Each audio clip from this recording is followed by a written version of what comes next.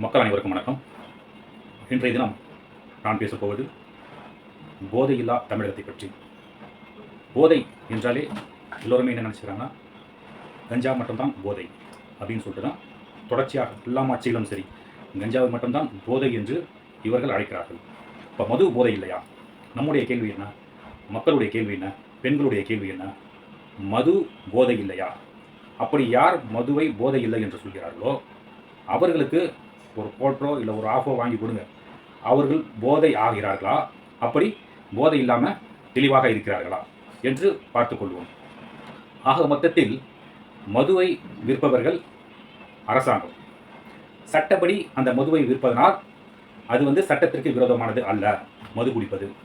ஆனால் அதே மதுவை குடித்து நீங்கள் வாகனம் ஓட்டும் பொழுது உங்களை காவல்துறையினர் என்ன செய்கிறார்கள்? உங்கள் மீது வழக்கு போடுகிறார்களா இல்லையா? அப்போது மது குடித்து வாகனம் ஓட்டினால் அது சட்டப்படி குற்றம், இது சட்டத்திற்கு புறம்பானது அப்படின்ட்டு உங்கள் மீது வழக்கு பாயும். அதற்கு வேண்டிய ஃபைனை நீங்கள் கட்டியாகணும். அப்படி இல்லைன்னு சொன்னால் உங்களுடைய வாகனங்கள் பறிமுதல் செய்யப்படும். அப்போது இதெல்லாம் பார்த்தீங்கன்னா சட்டத்திற்கு புறம்பான செயல் தான்.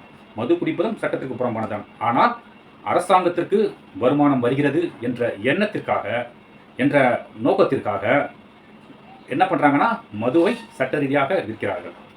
அப்போது இந்த மது போதை இல்லை. அரசாங்கத்தை பொறுத்த வரைக்கும் இந்த மது போதை இல்லை. அப்போ எதை போதை என்று சொல்கிறார்கள்? கஞ்சாவை போதை என்று சொல்கிறார்கள். அதாவது அதை மட்டும்தான் இவர்கள் சொல்வதெல்லாம் போதை போதை போதை கஞ்சா. அப்பொழுது இந்த கஞ்சாவை நீங்கள் என்ன செய்கிறீங்க? தடுக்கிறதுக்கு பிடிக்கிறீங்க, நிறைய பேரை பிடிக்கிறீங்க, கைது பண்ணுறீங்க, குண்டாஸ்டா போடுறீங்க, வரவேற்கத்தக்கது. ஆனால் ஒரு விஷயத்தை அரசாங்கம் மறந்து விடுகிறது, காவல்துறை மறந்து விடுகிறது. இந்த பதிவு பார்த்தீங்கன்னா முக்கியமாக காவல்துறைக்கும் அரசாங்கத்திற்கு தான். ஏன் சொல்ல வரேன்னு பார்த்தீங்கன்னா, சட்ட ரீதியாக விற்கக்கூடிய மதுவை நீங்கள் குடித்து வாகனம் ஓட்டினால் சட்டப்படி குற்றமாகும். புரியுதா உங்களுக்கு நான் என்ன சொல்ல வரேன்னு? ஆனால் இந்த கஞ்சா பார்த்தீங்கன்னா டெய்லி 100 கிலோ பிடிச்சிட்டேன், 200 கிலோ பிடிச்சிட்டேன், 50 கிலோ பிடிச்சிட்டேன், 300 கிலோ பிடிச்சிட்டேன், 500 கிலோ பிடிச்சிட்டாங்க, இப்படின்றது தான் நமக்கு செய்தியாக வருகிறது. நான் கேட்பது ஒன்றே ஒன்று தான். அப்போது கஞ்சா விற்பவர்களை நீங்கள் பிடிக்கிறீர்கள். ஆனால் அந்த கஞ்சாவை யார் பயன்படுத்துகிறார்கள்? நான் சொல்வது நல்லா புரியுதா உங்களுக்கு?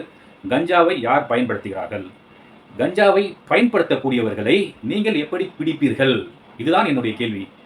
அதான் நான் சொல்கிறேன் பார்த்தீங்களா, நீங்கள் மதுவை குடிச்சிட்டு வாகனம் ஓட்டினால் உங்களுக்கு அந்த டிட்டனேட்டர் வச்சு அதை கண்டுபிடிச்சிருவாங்க, நீங்கள் மது அருந்திருக்கிறீர்கள் அப்படின்னு சொல்லிட்டு. ஆனால் கஞ்சா விற்பவர்களை மட்டும்தான் நீங்கள் கைது செய்து வருகிறீர்கள். அந்த கஞ்சாவை பயன்படுத்தக்கூடியவர்களை நீங்கள் கண்டுபிடிக்க வேண்டும். யார் யார் எப்படி நீங்கள் வாகனத்தில் செல்லும் பொழுது மது குடித்திருக்கிறார்கள் இல்லையா என்று கண்டுபிடிக்கிறோ காவல்துறை, அதே போன்று கஞ்சா இவன் அடிச்சிருக்கானா, இவன் கஞ்சா அடிச்சுட்டு வண்டி ஓட்டுறானா, இவன் கஞ்சா அடிச்சுட்டு லாரி ஓட்டுறானா, இவன் கஞ்சா அடிச்சுட்டு பஸ் ஓட்டுறானா, இவன் கஞ்சா அடிச்சுட்டு திரியிறானா, நம்மளுக்கு பார்த்தாவே நீங்கள் சொல்கிறீங்களா கண்டுபிடிச்சிருவாங்க இவன் கஞ்சா அடிச்சிருக்கான்னு சொல்லிட்டு. அவர்களை கூப்பிட்டு கஞ்சா இவன் அடிச்சிருக்கானா இல்லையா, இவன் கஞ்சா பயன்படுத்திருக்கானா இல்லையா அப்படின்னு சொல்லிட்டு அதை கண்டுபிடிப்பதற்கு ஒரு கருவியை நீங்கள் பயன்படுத்த வேண்டும். நான் சொல்வது நல்லா புரியுதுல உங்களுக்கு?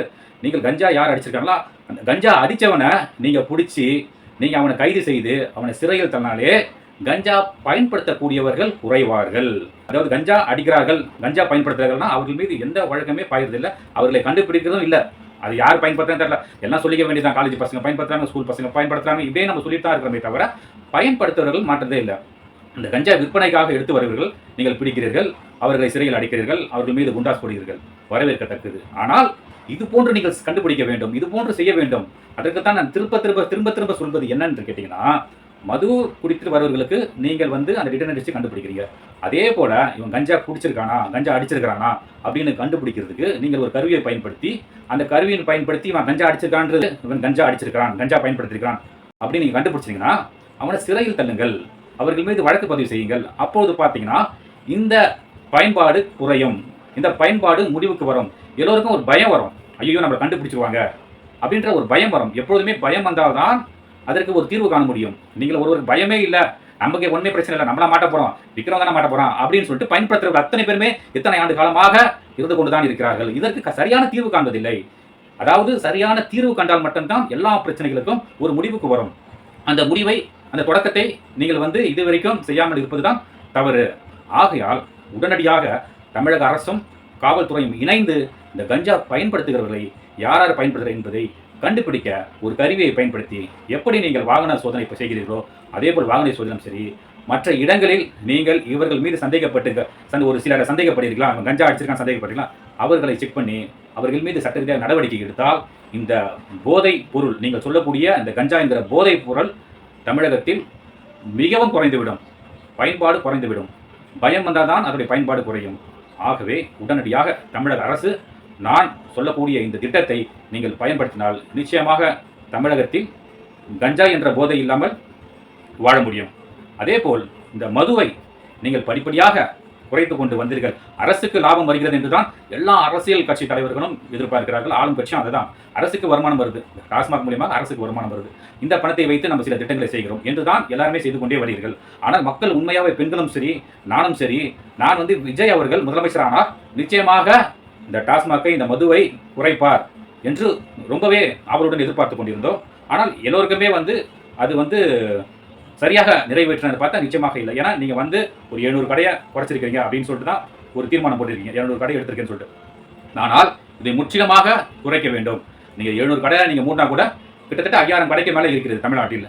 5000 என்பதை ஒரு 1000 கடையாக குறைத்து இதில் வருமானம் வருகிறதா என்பதை பார்ப்பதை நிறுத்திவிட்டு மற்ற தொழில்களில் நாம் கான்சன்ட்ரேட் பண்ணால் மக்களுக்கு ரொம்பவே புண்ணியமாக இருக்கும். அதாவது பெண்களுடைய வாழ்க்கை சிறப்பாக இருக்கும். ஏன்னா அந்த சாராயம் தான் குடும்பத்தை நாசமாக்கிறது, அந்த சாராயம் தான் குடும்பத்தை கெடுக்கிறது, இந்த சாராயம் தான் குடிச்சு எல்லாருமே இறப்பதற்கு காரணமாக இருக்கிறது. இந்த மதுவை தான் நான் சாராயம் என்று சொல்கிறேன். இந்த மதுவை அரசாங்கம் நிறுத்தினால் மிகவும் நன்றாக இருக்கும், எல்லோரும் நன்றாக வாழ்வார்கள் என்று கூறிக்கொள்கிறேன். அரசு, அதாவது தமிழக அரசு, விஜய் அரசு நிச்சயம் ஒரு நல்ல முடிவை எடுக்கும் என்று நம்புகிறேன். அதே போல் வரும் காலங்களில் நான் சொன்னது போல இந்த 5000 கடையை 1000 கடையாக மாற்றுவீர்கள் என்று நம்புகிறேன். நன்றி.